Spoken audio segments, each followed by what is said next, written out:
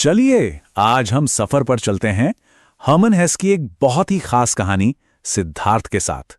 ये कहानी एक ऐसी यात्रा के बारे में है जहां ज्ञान किसी बाहरी गुरु से नहीं बल्कि खुद अपने अंदर की आवाज से मिलता है। ये आत्मखोज की एक असाधारण दास्ता है। कहानी का जो असली संघर्ष है ना, वो इसी एक लाइन में छिपा है।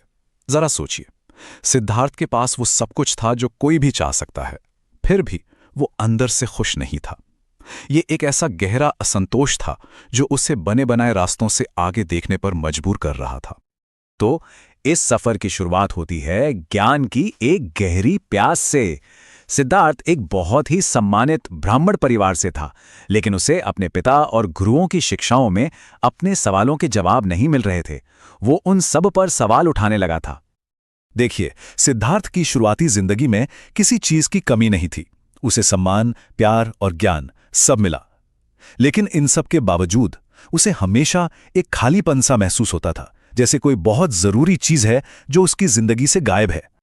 यही वो सवाल था जो उसे अंदर ही अंदर खाए जा रहा था।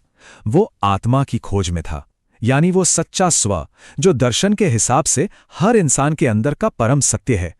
और उसे यकीन था कि ये चीज किसी बाहरी पूजा पाठ या कर्मकांड से नहीं बल्कि सिर्फ अपने अंदर झांकने से ही मिल सकती है। और इसी एक खोज ने उसे अपनी जिंदगी का पहला सबसे बड़ा फैसला लेने पर मजबूर कर दिया। अपने आरामदेह जीवन को छोड़कर एक बिल्कुल अलग, एक कठोर रास्ते पर चलना। और वो रास्ता था सम्मणों का। तो अब उसकी यात्रा एक नए पड़ाव पर पहुंचती है। समणों के साथ मिलकर उसने दर्द और ध्यान के जरिए अपने स्व को, अपने अहम को खत्म करने की कोशिश की। तपस्वियों का जीवन आप कह सकते हैं बेहद मुश्किल था। उनका बस एक ही लक्ष्य था, उपवास रखकर और हर तरह का कष्ट सहकर अपने अहंकार को पूरी तरह से मिटा देना। उनका मानना था कि ऐसा करने से ही उन्हें परम शांति मिलेगी। लेकिन यहीं पर कहानी में एक दिलचस्प मोड़ आता है।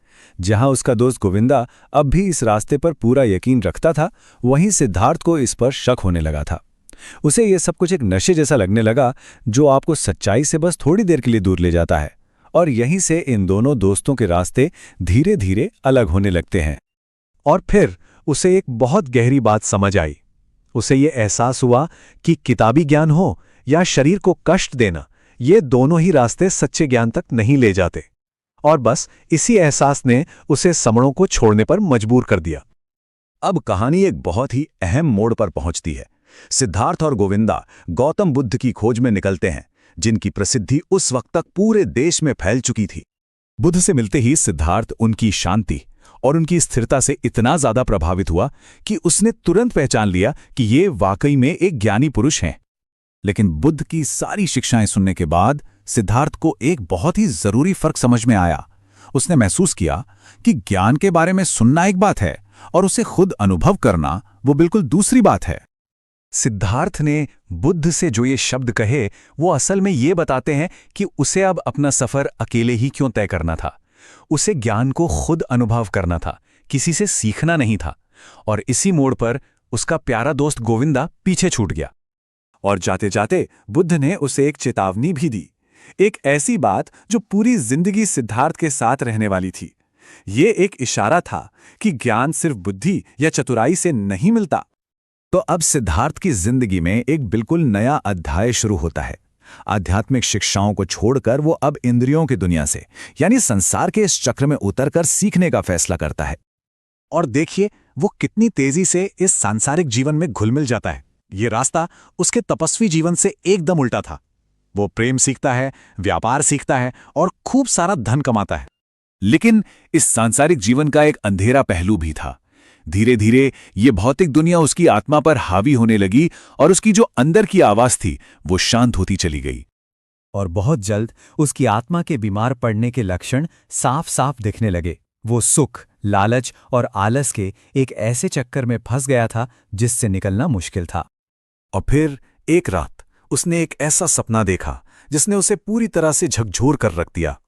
ये सपना इस बात का प्रतीक था कि उसके अंदर की जो अच्छाई थी, जो मूल्य थे, वो सब मर चुके थे। इस सपने ने उसे उसकी खोखली जिंदगी की सच्चाई दिखा दी। और यही सपना उसे कहानी के सबसे अहम मोड़ पर, उसके चरमोत्कर्ष पर ले आता है। निराश और हताश सिद्धार्थ अपनी अमीरी और अपनी जिंदगी को छोड़कर वापस उसी नदी की ओर चल पड़ता है। नदी के किनारे खड़ा वो अपनी जिंदगी से पूरी तरह निराश हो चुका था।